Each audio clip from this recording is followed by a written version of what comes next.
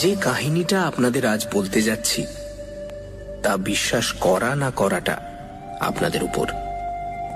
কেননা নিজের মনেই বিশ্বাস উৎপাদন করানোর মতো যুক্তি আমি আজও খুঁজে পাইনি। বেশ কয়েক বছর আগেকার কথা।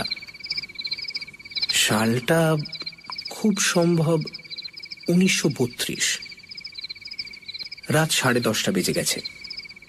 শুতে যাবার উদ্যোগ করছি, এমন সময় সদর দরজার কলিং বেলটা বেজে উঠল। আর তার মিনিট খানেক পরেই বিবেকের পুরনো চাকর রাধু হাতে তুলে দিল উপরে লাল পেন্সিলে জরুরি লেখা ভারী এনভেলপটা।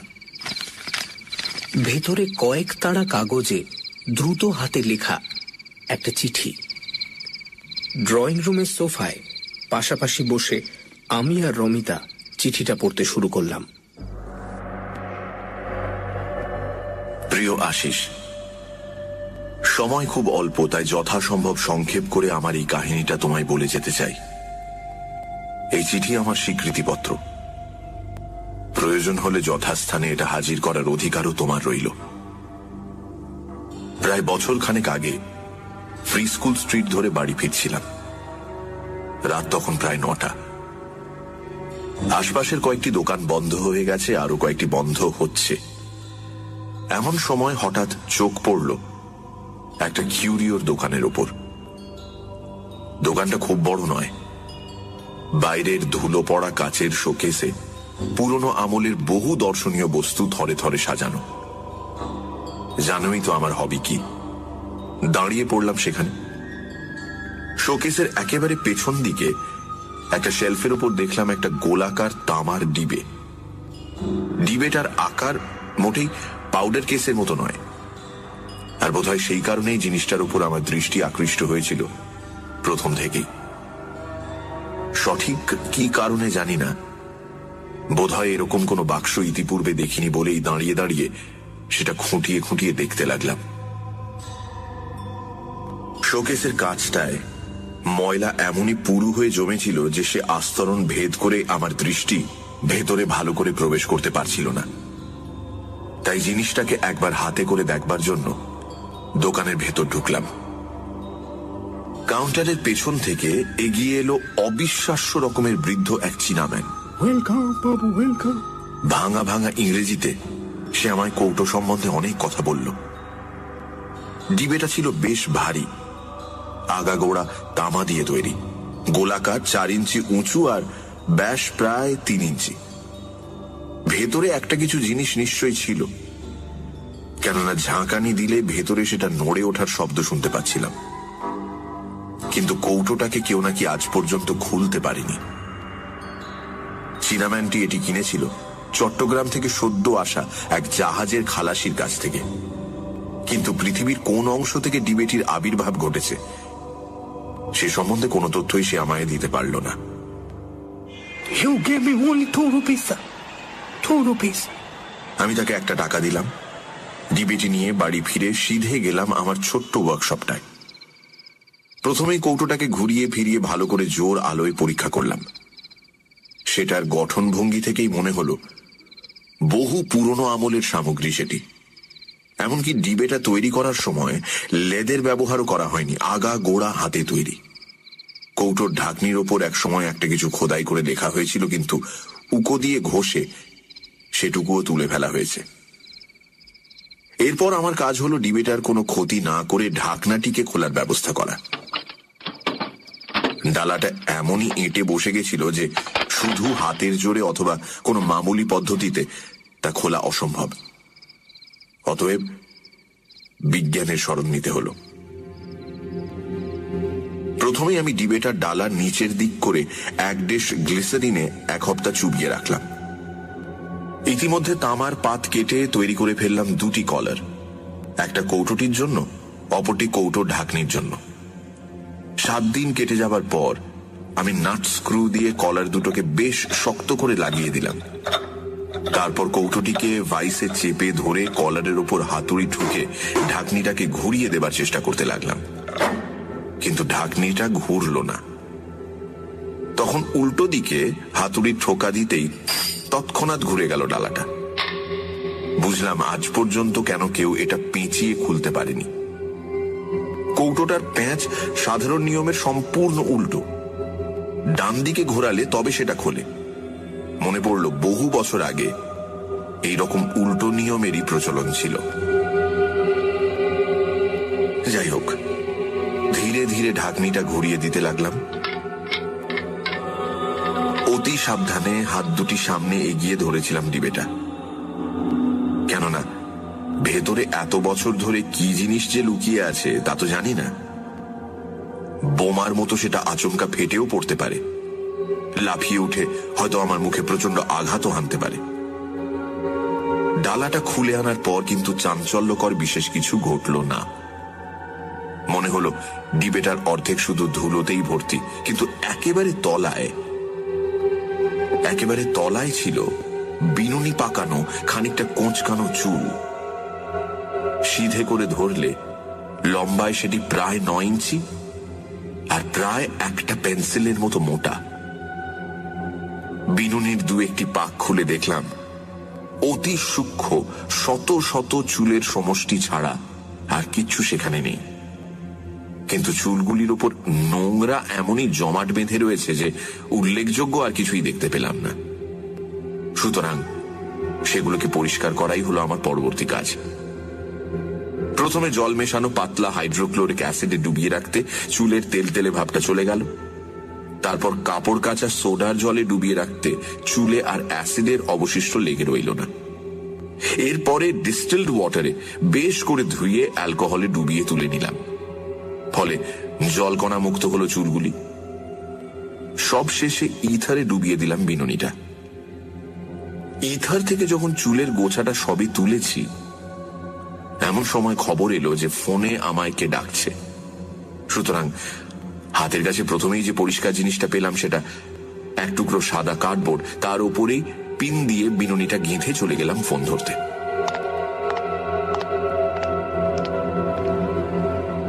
পরে যখন চুলের গুচ্ছটাকে ভালোভাবে পরীক্ষা করলাম, একটি বিষয় দেখে যেমনই আশ্চর্য হলাম তেমনই হলাম কৌতূহলী। চুলগুলি একজন নারীর কেশ থেকে সংগৃহীত হয়নি, বিভিন্ন নারীর কেশ সম্ভার থেকে সংগ্রহ করে এনে তবে তাদের বিনুনি পাকিয়ে এক করে রাখা হয়েছে। ঘোর কৃষ্ণবর্ণ থেকে শুরু করে বাদামি, লালচে, সোনালী, এমনকি শ্বেত শুভ্র চুল পর্যন্ত পাকিয়ে রাখা হয়েছে পরম যত্নে। কোনো চুলেরই কৃত্রিম রং নেই। তা থেকেই প্রমাণিত হয় কত বহু বছর আগেকার সেই বিনুনিটি। এরপর নিছক কৌতূহলের বশে 2-1জনকে বিনুনিটি দেখালাম, কিন্তু বস্তুটি তাদের বিশেষ আগ্রহের খোরাক হয়ে উঠেছে বলে মনে হলো না। সুতরাং সেটিকে আমি তামার ডিবেতে ভরে কাবার্ডের অন্যান্য সংগ্রহের সাথে রেখে দিলাম। তারপর এক সময় ধীরে ধীরে মন থেকে মুছে গেল সে কথা। আর তারপরেই ঘটল অদ্ভুত ঘটনাটা। প্রায় 10 দশেক পরে হঠাৎ দেখা হয়ে গেল আমার এক বন্ধুর সাথে আর এক বন্ধুর বৈঠকখানায়। বন্ধুটির নাম সমরজিৎ। সমরজিতের কপাল ঘিরে একটা পুরো ব্যান্ডেজ। স্বভাবতই জিজ্ঞেস করলাম তার মাথায় কি হয়েছে, কিন্তু তার উত্তর শুনে অবাক হয়ে গেলাম। মাথায় যে তার কি হয়েছে তা সে নিজে তো জানেই না, এমনকি তার ডাক্তারও জানে না। চা খেতে খেতে আচম্বিতে সে ধড়াস করে পড়ে যায় মেঝের ওপর, নিস্পন্দ দেহ থাকে পড়ে। বেজায় ভয় পেয়ে গিয়ে তার স্ত্রী তৎক্ষণাৎ খবর পাঠালে ডাক্তারের কাছে। মিনিট 5-এর মধ্যেই চেতনা ফিরে আসতে উঠে বসে জিজ্ঞাসা করল সমরজিৎ যে কে তার কপালে মারল। কিছুক্ষণের মধ্যে সুস্থ হয়ে উঠল সে। শুধু কপালে তীব্র যন্ত্রণা বোধ ছাড়া আর বিশেষ কোনো অসুবিধে রইল না। কপালের যে জায়গাটায় যন্ত্রণাটা অনুভূত হচ্ছিল সেখানটায় ডাক্তার প্রথমে একটা লালচে দাগ ছাড়া আর কিছুই দেখতে পেল না। দাগটা ধীরে ধীরে স্পষ্ট হয়ে উঠছিল।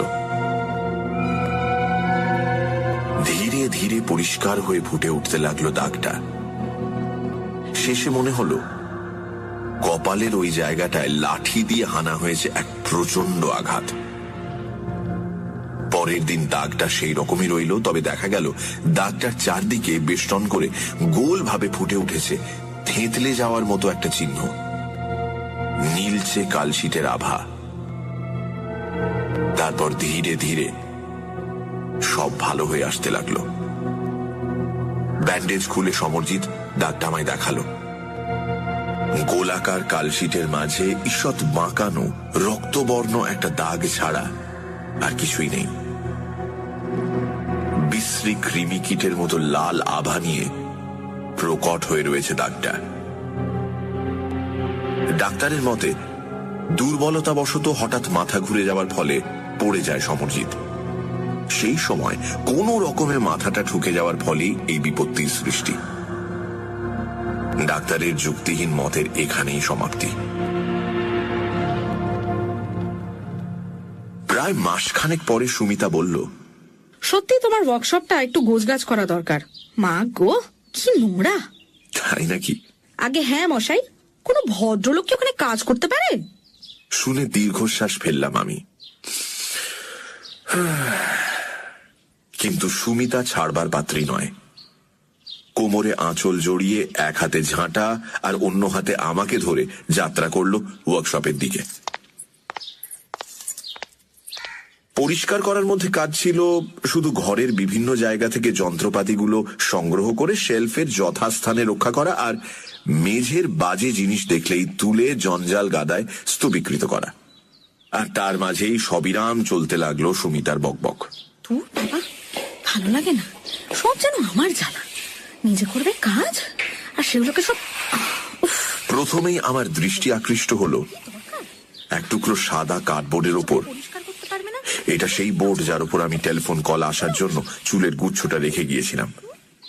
কার্ডবোর্ডটার অপর দিকে চোখ পড়তে দেখলাম সেটা ফ্ল্যাশ লাইটে তোলা একটা গ্রুপ ফটোগ্রাফ। বন্ধু বান্ধবদের মধ্যে আমিও আছি সেই ফটোতে। সুমিতা ফটোগ্রাফটার দিকে তাকিয়েছিল, হঠাৎ সে বলে উঠল, আচ্ছা, সমরজিৎ বাবুর কপালে ওটা কিসের দাগ বলো তো? আমি সেদিকে তাকালাম আর দেখলাম না, কোনো ভুল হয়নি আমার। সেই একই দাগ যে দাগ দেখেছিলাম 1 মাস আগে সমরজিতের কপালে, সেই রকমই কিছুটা বাঁকানো রক্তবর্ণ চিহ্ন। কিন্তু সবচেয়ে অদ্ভুত ব্যাপার হলো এই যে ফটোটা তোলা হয়েছিল প্রায় 5 মাস আগে। এরপর আমরা ফটোগ্রাফের পেছন দিকটা লক্ষ্য করলাম। দেখলাম একটা আবছা বাদামি রেখা। ইথার থেকে তুলে নিয়ে পিন দিয়ে গেঁথে শুকোতে দিয়ে গিয়েছিলাম। রেখাটা নিশ্চয়ই সেই পিনেরই দাগ। আর তারপরে কার্ডবোর্ডটা ইথাটুকু শুষে নিয়েছে বলেই বিপরীত দিকে সমরজিতের কপালে ফুটে উঠেছে এই দাগটা। পিনের দাগের মধ্যে দিয়ে একটা ছুঁচ এ ফোঁড় ও ফোঁড় করে দিতে সত্যি সেটা এপাশে সমরজিতের কপালের সেই চিহ্নটার মধ্যে দিয়ে বেরিয়ে এলো। দুটো ঘটনাই একসাথে সংঘটিত হওয়াটা আপাত দৃষ্টিতে বেশ অদ্ভুত। এরপর কি জানি আমার মনে হলো আমি সময় সম্বন্ধে নিঃসন্দেহ হওয়ার প্রয়াস পেলাম। অবশেষে স্থির একটা সিদ্ধান্তেও পৌঁছলাম। একটা বিশেষ দিনে 4টে থেকে 4:15 সময় আমি ফটোগ্রাফটা পিন দিয়ে গেঁথেছিলাম, আর ঠিক সেই দিনই প্রায় 4:15 সময় সমরজিতের ওপর হয়েছিল সেই আশ্চর্য আক্রমণটা। এই সিদ্ধান্ত সম্বন্ধে আমার মনে সন্দেহের বাষ্পটুকু অবশিষ্ট রইল না। দুটো ঘটনার মধ্যেই রয়েছে বেশ স্পষ্ট একটা এককালীন সংঘটনের সম্পর্ক। এই কথাগুলোই একদিন চিন্তা করতে করতে আচমকা মনের মধ্যে উদয় হলো একটা মতলবের। পরীক্ষাটা একবার চেষ্টা করে দেখতে হবে। অবশ্য সমরজিৎ বেচারার উপর আর নয়, কেননা ইতিপূর্বেই তার উপর অজান্তেই তো বেশ একচোট হয়ে গেছে। আর তাছাড়া সে আমার বন্ধু তো বটেই। শত্রুদের প্রতি আমাদের যে সদয় ভাবাপন্ন হওয়া উচিত, এই হিতবাক্য আমার অজানা নয়। আর বাস্তবিক পক্ষে সে বাক্য আমি কিছু কিছু মেনে চলতেও চেষ্টা করি। কিন্তু যেখানে এরকম একটা এক্সপেরিমেন্টের নিতান্ত প্রয়োজন হয়ে পড়েছে, যদিও সহস্রের মধ্যে একটিতে সাফল্য আসবে কিনা সন্দেহ, তবুও স্বভাবতই বন্ধু অপেক্ষা শত্রু মনোনয়নই শ্রেয়।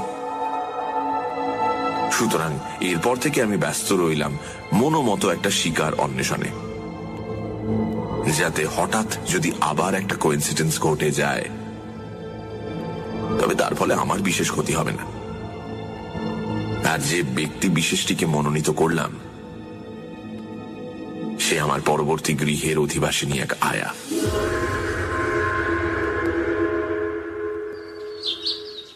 বাথরুমের জানলা থেকে ওদের উঠোনটা আমরা দেখতে পেতাম।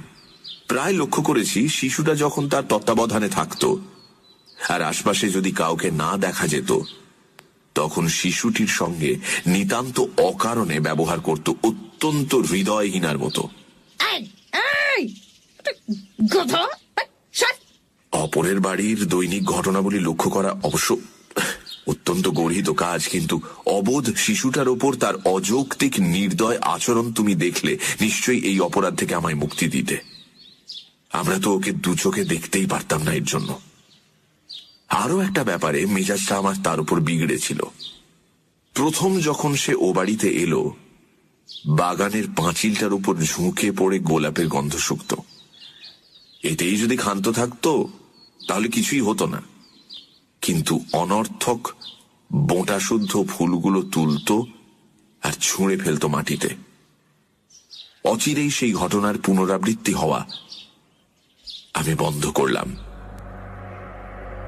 পাঁচিলের ওপর থেকে সহজলভ্য কয়েকটি গোলাপ গাছের চারপাশে বড়শি দিয়ে এমন সুকৌশলে এক দুর্ভেদ্য ব্যারিকেড বানালাম যে পরের দিনই সকালে বেশ একটু হইচই শোনার পর 1 সপ্তাহ ধরে দেখেছিলাম আয়ার হাতে পুরো ব্যান্ডেজটা।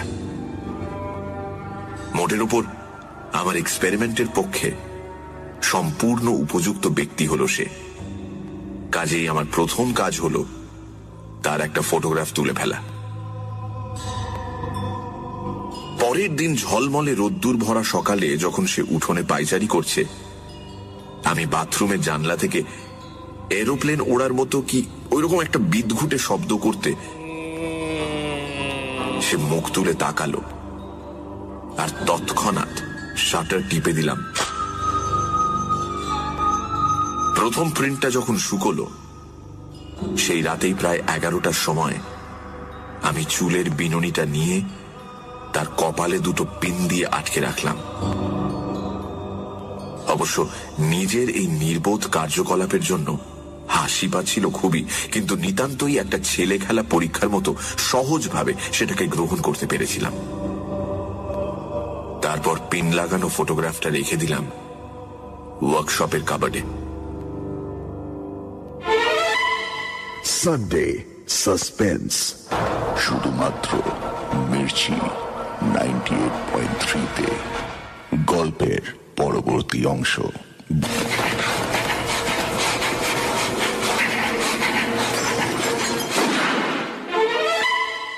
সানডে সাসপেন্স, শুধুমাত্র মির্চি 98.3-তে। সানডে সাসপেন্সে আজ অদৃশ বর্ধনের লেখা চুল। বছরখানেক আগে এক চায়নাম্যানের কাছ থেকে একটা তামার ডিবে কেনে বিবেক। ডিবের ভেতরেই সে খুঁজে পায় বিভিন্ন নারীর চুল দিয়ে পাকানো একটা বিনুনির গোছা। ধীরে ধীরে সেই চুলের শক্তি সম্পর্কে সে সচেতন হতে থাকে। যার ছবির ওপর এই চুল আটকে রাখা হবে, তার উপরে আসবে এক গভীর আঘাত। না চাইতেই এক বন্ধুর কপালে সেই আঘাত হেনেছে সে। এবারে দ্বিতীয় এক্সপেরিমেন্টের পালা। তার লক্ষ্য সামনের বাড়ির এক মহিলা আয়া। তারপর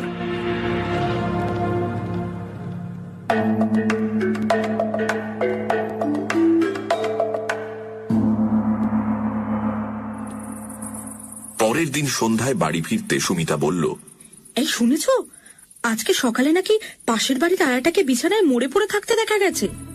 কি জানি বাবা, এই তো দুদিন আগেই দেখলাম, কথা হলো, বলো বৌদি কেমন আছো, আমি বুঝতেই পারছি না। আরো অনেক কিছুই গড়গড় করে বলে গেল সুমিতা। তো লোক, বাপরে বাপ। লোকজন এ ব্যাপারে বেশ চঞ্চল হয়ে উঠেছে, পুলিশ এসে জোর তদন্ত শুরু করেছে, ইত্যাদি ইত্যাদি। মনে হলো চোখের সামনে ঘরের দেয়ালগুলো ঘুরতে শুরু করেছে। কতক্ষণ স্তম্ভিতের মতো দাঁড়িয়েছিলাম জানি না। অবশেষে আত্মসংবরণ করে নিয়ে প্রশ্ন করলাম, কি সে মারা গেছে, কিছু শুনেছ? বুঝতেই পারছো, সুমিতা আমার এক্সপেরিমেন্ট সম্বন্ধে বিন্দু বিসর্গ জানত না। জানলে এ পরীক্ষায় হাত দিতে সে আমায় কখনোই দিত না। জানোই তো, কুসংস্কারের হাওয়া সব সময় তাকে কেমন ঘিরে থাকে। আমার সঙ্গে এতকাল বসবাসের পরও মনের অন্ধকার তার এখনো পুরোপুরি ঘোচেনি। যত তাড়াতাড়ি পারলাম সুমিতা চোখের আড়ালে যেতেই ওয়ার্কশপের কাভার থেকে বার করলাম ফটোগ্রাফটা। আর জানি তুমি বিশ্বাস করবে না এই কথা, কিন্তু তাতে আমার কোনো ক্ষতি হবে না। বিনুনি থেকে যখন পিন দুটো খুলে নিলাম, দেখলাম আয়ার কপালে দুটি সুস্পষ্ট রক্তবর্ণ চিহ্ন। কতক্ষণ যে অভিভূতর মতো বসেছিলাম সে সময়ের হিসেব ছিল না। ইংরেজিতে যাকে কোইন্সিডেন্স বলে, তা কি কখনো দুবার ঘটা সম্ভব? একবার সমরজিতের ক্ষেত্রে, আবার এই আয়ার ক্ষেত্রে। কিন্তু আমার চোখকে আমি অবিশ্বাস করতে পারি না। আমার চোখের সামনে আয়ার কপালে দুটি জলজলে রক্তবর্ণ বিন্দু আমার শিক্ষা সংস্কৃত মনকে যেন মৌন ভাষায় বিদ্রুপ করতে লাগলো। এই ব্যাপারে তখনকার মতো মনের মধ্যে যেটুকু অনুতাপের অগ্নিশিখা দেখা দিয়েছিল, ধীরে ধীরে তা নিভে গেল। প্রথমেই শুরু হলো আমার ব্যক্তিগত তদন্ত। কিভাবে আয়ার মৃত্যু ঘটেছে সে অনুসন্ধান করতে আমি উঠে পড়ে লাগলাম। পুলিশি রিপোর্টে অবশ্য ছিল মৃত্যুটা হয়েছে নিছক প্রকৃতির নিয়মানুযায়ী, অর্থাৎ ব্রেনের মধ্যে কয়েকটি শিরা অতিরিক্ত রক্তের চাপে ফেটে যাওয়ার ফলেই মৃত্যু এসেছে। কিন্তু শুধু একটি জায়গায় সব ডাক্তারদের বুদ্ধি ঘুলিয়ে গেল যে প্রকৃতির সেই নিয়মটি কি কারণে হঠাৎ কার্যকরী হয়ে ওঠে এমন মৃত্যু ডেকে আনলো। সমরজিতের কপালে যেমন চিহ্ন দেখেছিলাম, এরও কপালে ছিল হুবহু সেই চিহ্ন, তবে এবার সংখ্যায় দুটি।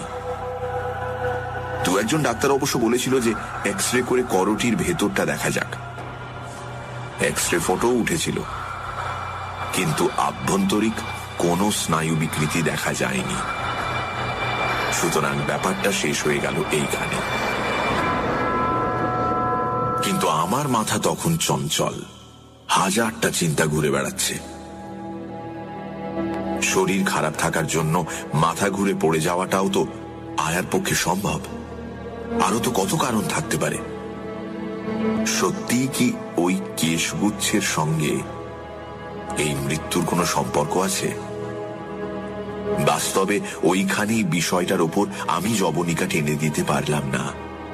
সুতরাং আবার একটা পরীক্ষার জন্য খুঁজতে লাগলাম আর একজনকে। আর অনেক ভেবে চিনতে আমার বাড়ির উল্টো দিকের বাড়ির এক বাসিন্দাকে মনে মনে বেশ পছন্দ হয়ে গেল।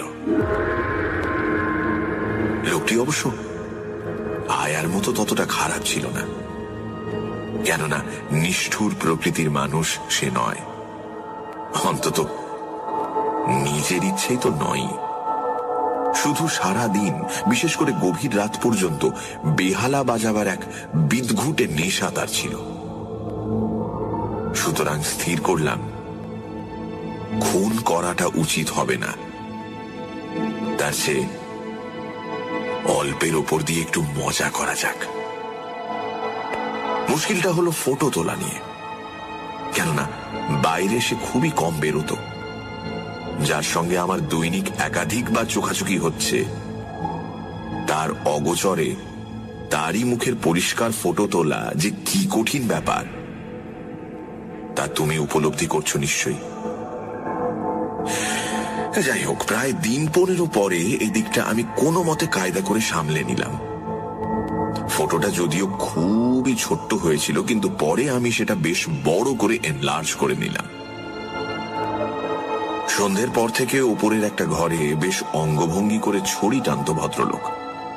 এক নাগাড়ে টেনেই যেত, আর বিচিত্র সব রাগরাগিনীর স্বরলহরীতে ভরিয়ে তুলত আকাশ বাতাস। সুতরাং রাতের খাওয়া সাঙ্গ হলে আমি গেলাম আমার ওয়ার্কশপে জানলায়, অপেক্ষা করতে লাগলাম সেখানে। খেয়ে দিয়ে এসে লোকটি যখন আবার ছড়ি তুলল, আমিও তুলে নিলাম আমার চুলের গোছাটি। সে যখন ছড়ি ছোঁয়ালো বেহালার তারে, আমি বিনুনি দিয়ে স্পর্শ করলাম ফটোটি আলতো ভাবে। প্রথম যখন বিনুনিটা ছুঁয়ে গেল ফটোটা, ভদ্রলোকের বেহালা থেকে উত্থিত হলো এক বেসুরো শব্দ। এতে আমার মনটা তৃপ্ত হলো না।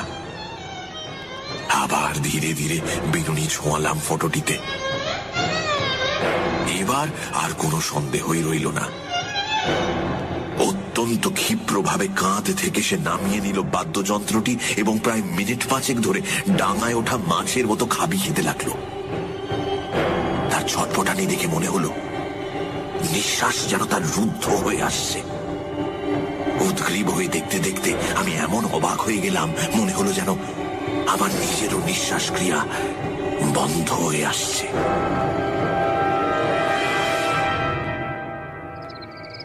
বিনুনিটা আমি সরিয়ে নিলাম। তারপর ভাবতে লাগলাম যে এরপর আমার কর্তব্য কি। বিপজ্জনক ওই চুলের গোছাটি কি পুড়িয়ে ফেলবো নাকি রেখে দেব? অনেক ভেবে দেখলাম সাধারণ দর্শন কিন্তু অসাধারণ শক্তি সম্পন্ন ওই চুলগুলোকে আরো বিভিন্ন উপায়ে আমি তো ব্যবহার করতে পারি। সঙ্গে সঙ্গে আমার কার্যপন্থাও স্থির হয়ে গেল। আমার পরবর্তী এক্সপেরিমেন্টগুলোর বিশদ বিবরণ তোমায় বলতে গেলে একটা বই লিখে ফেলা দরকার। এসব পরীক্ষা চলেছিল বেশ কয়েকটি মাস ধরে। শেষকালে গোটা বিষয়টাকে আমি এমন একটা নিখুঁত বিজ্ঞান পরিধির মধ্যে কেন্দ্রীভূত করে ফেললাম যে কোনো জীবন্ত প্রাণীকে মশা মারার মতো ক্ষুদ্র যন্ত্রণা দেওয়া থেকে শুরু করে হত্যা করা পর্যন্ত আমার কাছে নিতান্ত ছেলে খেলার ব্যাপার হয়ে দাঁড়ালো। মনে রেখো, এই সাফল্য এসেছিল একটি পুরুষ, একটি নারী, অসংখ্য কুকুর, বিড়াল, খরগোশ আর চেতনা সম্পন্ন প্রাণীর বিনিময়ে। এরকম একটা আবিষ্কার করে যে আনন্দ আমি পেয়েছিলাম, এক্সপেরিমেন্টের পর এক্সপেরিমেন্ট করে যে মজা অনুভব করেছিলাম, তা প্রকাশ করা ভাষার সাধ্য নয়। মনটা কেমন জানি এক নিষ্ঠুর আনন্দে উঠত ভোরে, আর বারবার সেই আনন্দেরই আস্বাদ পাওয়ার নেশায় মনটা ব্যাকুল হয়ে উঠত। তারপর একদিন আমার দৃঢ় বিশ্বাস জন্মালো যে এই অপরিমেয় শক্তির প্রসাদে ত্রিভুবন জয় করাও আমার আর অসাধ্য নয়। কেশগুচ্ছটার ব্যবহার মাত্রা সম্বন্ধে আমার জ্ঞান, অভিজ্ঞতা এবং দক্ষতা এমনই গভীর আর নির্ভুল হয়ে উঠল যে ভাবলাম এরপর যদি এই শক্তিকে বাস্তব ক্ষেত্রে প্রয়োগ না করি তাহলে সেটা হবে নিতান্তই পরিতাপের বিষয়। অর্থাৎ অন্যভাবে বলতে গেলে অধিক জীবন নষ্ট না করে অল্প সময় এবং অল্প প্রয়াসে সৌভাগ্য সূর্যকে মধ্য গগনে আনতে হলে এবার শক্তির বাস্তব প্রয়োগ নিতান্তই প্রয়োজন।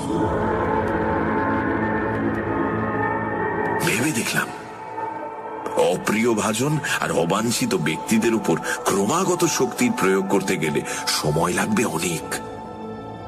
অর্থাৎ ধরা যাক যে লোকগুলোকে তুমি দুচক্ষে দেখতে পারো না, তাদের নামে মোটা টাকার ইন্স্যুরেন্স করে দিলে, এরপরেই তাদের মৃত্যু হওয়াটা নিতান্ত অস্বাভাবিক হয়ে দাঁড়াবে। সুতরাং অন্ততপক্ষে 1 বছর তো তোমাকে অপেক্ষা করতেই হবে। আর তাছাড়া কয়েকবার এইরকম মৃত্যু হওয়ার পর প্রত্যেকেরই মনে একটা খটকা লাগবে। তখনই কোম্পানির পেমেন্ট দেওয়া নিয়ে শুরু হবে হাঙ্গামা। ভাবতে ভাবতে আচমকা মস্তিষ্কের স্নায়ুগুলোর মধ্যে দিয়ে বিদ্যুৎ চমকের মতোই খেলে গেল এক অভিনব পরিকল্পনা। তোমার বোধহয় মনে থাকতে পারে যে কয়েক মাস আগে থেকে আমি রেস কোর্সের মাঠে যাতায়াত শুরু করেছিলাম, আর প্রতিটি বাজিতে মোটা টাকা ফেলেছি, তুলে এনেছি তার বহু গুণ অর্থ। তোমরা বলেছিলে হঠাৎ আমার উপর মা লক্ষ্মী সদয় হয়ে উঠেছেন, কেননা একটি বাজিতেও না হেরে স্বল্পকালের মধ্যে কয়েক লাখ টাকার মালিক হওয়ার এরকম নজির তোমাদের চোখে আর পড়েনি।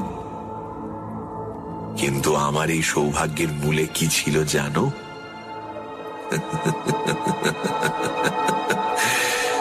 বিচিত্র বর্ণের ওই কেশগুচ্ছটি। কাজটা খুবই সহজ। আমাকে সংগ্রহ করতে হয়েছিল শুধু 1 টুকরো কার্ডবোর্ড, আর তার উপরে আঠা দিয়ে লাগিয়ে রেখেছিলাম একটি ছাড়া সবকটি দৌড়বাজ ঘোড়ার ফটোগ্রাফ। যেটির ফটো ছিল না, সেটির ওপরই বাজি ধরতাম আমার সর্বস্ব। তারপর দৌড় শুরু হওয়ার একটু আগে এসে বসতাম সুবিধে মতো নিরালা দেখে একটা জায়গায়, আর এমন জায়গা বেছে নিতাম যেখান থেকে সমস্ত রেস কোর্সটা পড়ে থাকতো আমার চোখের সামনে। ভাবছো বুঝি রেসের ঘোড়াগুলোকে আমি জখম করে দিতাম? ভুল ধারণা। মারাত্মক রকমের আমি কিছুই করতাম না। শুধু ঘোড়াগুলো যখন দৌড়তে শুরু করত, আমি বিনুনিটি খুব আলতোভাবে ফটোগুলোর উপর দিয়ে বুলিয়ে নিয়ে যেতাম। ফলে ক্লান্তিবোধ ছাড়া ঘোড়াগুলোর আর কোনো ক্ষতি হতো না। যদি দেখতাম তা সত্ত্বেও কোনো তেজি ঘোড়া আমার প্ল্যান বানচাল করার চেষ্টা করছে, তখন আবার একটু মোলায়েম স্পর্শ, ব্যাস। দৌড়ের মাঝে সবকটি ঘোড়াই যেন ক্লান্ত হয়ে না পড়ে, আর দৌড় যেন পণ্ড না হয়ে যায়, সেজন্য আমি গোড়া থেকেই বেশ সতর্ক থাকতাম। একটা বহু জন্মের পুণ্যের ফল ভাই। সে রাগ করেনি, কড়া কোনো কথাও শোনায়নি, অভিমানও করেনি। শুধু গভীর দুটি বড় বড় চোখে নীল সায়রের মতো অশ্রুধারা দুলিয়ে আমাকে মিনতি করেছে। দুটি পা চোখের জলে ধুইয়ে দিয়েছে, কিন্তু তবুও আমার চৈতন্য হয়নি। হেসে তার মিনতিকে উড়িয়ে দিয়েছি, বলেছি খাচ্ছি তো খাবারই জিনিস, অখাদ্য তো নয়। কেন এত ভাবছো বলো তো? আর যে কত কি বলেছি তা মনে নেই, কিন্তু জানোই তো, যার ওপর সুরার ক্রিয়া একবার শুরু হয়, ধীরে ধীরে লুপ্ত হয়ে আসে তার স্বাভাবিক বুদ্ধিবৃত্তি আর চৈতন্যবোধ। এইরকমই এক রঙিন নেশা ভরা মুহূর্তে সুমিতা চোখের জলে দুটি গাল ভাসিয়ে আমাকে কাকুতি মিনতি করে বলেছিল এই জিনিস ত্যাগ করতে। ওই রকম একটা সুন্দর আমেজ ভরা মিষ্টি মুহূর্তে কানের কাছে একঘেয়ে কান্না শুনতে শুনতে হঠাৎ কেমন জানি মেজাজটা বিগড়ে গেল। বললাম, আমার স্ত্রী তুমি, তুমি আমার সহধর্মিনী। যে ধর্ম আমার, সে ধর্ম তোমারও। অতএব এরপর যা হলো তা লিখে আর লেখনী কলঙ্কিত করতে চাই না। সুমিতার মুখে শেষ পর্যন্ত এক ফোঁটা হুইস্কিও ঢালতে পারিনি, কিন্তু সেদিন তার যা মূর্তি দেখেছিলাম, জীবনে আর দেখিনি সেই মূর্তি। এখনো যেন চোখের সামনে দেখতে পাচ্ছি তাকে, তার মুখ কান্নার জলে ভেজা, চুল এলোমেলো, আর পরনের জামা কাপড় এদিক সেদিক। কণ্ঠে তার সে কি তীব্রতা! আমি বারণ করছি তো, আমি এসব মুখে ছোঁয়াবো না। ছি ছি, ছাড়ো ওখান থেকে, ছাড়ো আমাকে। আমার ভালো লাগছে না, কিন্তু আমি বলে রাখলাম, আমাকে ছাড়ো। ছি, ছি, ছি। যেটুকু চৈতন্য আমার জেগেছিল, এরপর সেটুকুও যেন লোপ পেল। সে কি বলেছিল মনে নেই, শুধু মনে আছে মাথার মধ্যে যেন দাউ দাউ করে জ্বলে উঠেছিল নরকের আগুন। চিৎকার করে বলেছিলাম, তবে দেখো আমার ক্ষমতা, মদ তোমাকে আজ খাওয়াবই। চোখের পলকে আলমারি থেকে টেনে বার করলাম পারিবারিক অ্যালবাম, আর পকেট থেকে চুলের গোছাটা বার করে চেপে ধরলাম ফটোটির ওপর।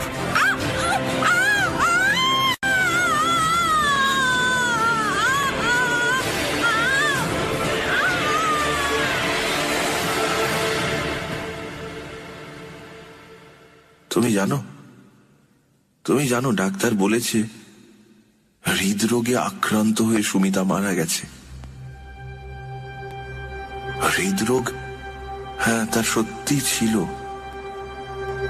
কতখানি উত্তেজনার পর শক্তির ওই আকস্মিক আঘাত তার দুর্বল হৃদযন্ত্র বহন করতে পারেনি। চিরদিনের মতো বন্ধ হয়ে গেছে। তারপরে দিনের পর দিন কেটে গেছে, সপ্তাহের পর সপ্তাহ। রাতের ঘুম আমায় ত্যাগ করেছে, অনুভব করতে পারি না খিদে, তেষ্টার জ্বালা।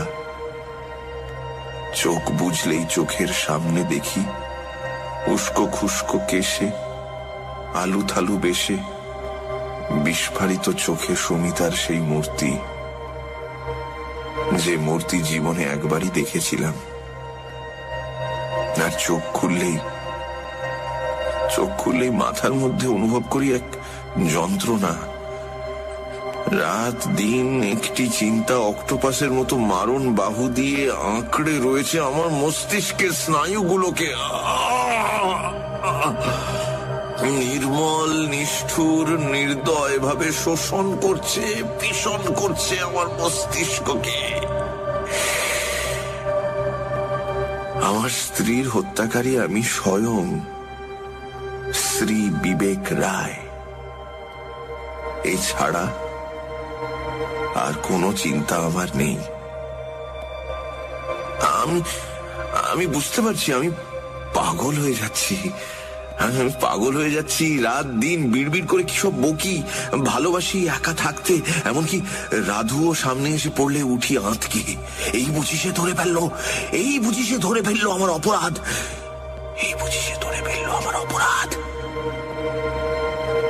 আমি বেশ বুঝতে পারছি আমার চিন্তাধারা বিকৃত হয়ে যাচ্ছে, আমি উন্মাদ হয়ে যাচ্ছি।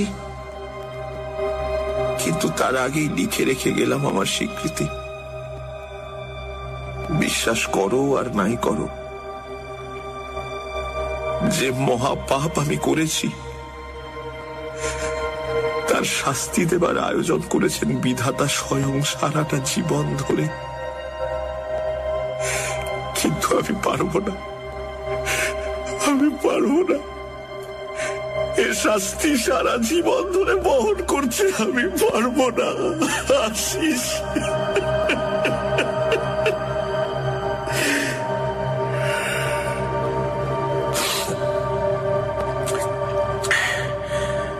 ইতি তোমার বিবেক।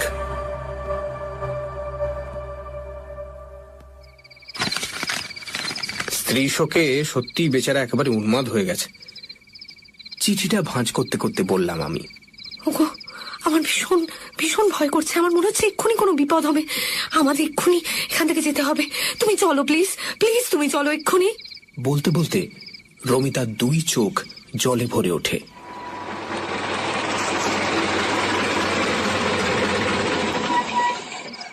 কয়েক মিনিটের মধ্যেই আমরা পৌঁছলাম বিবেকের প্রাসাদে। 3 তলায় ওর ঘর। দরজা বন্ধ ছিল, ঠেলা দিতেই খুলে গেল।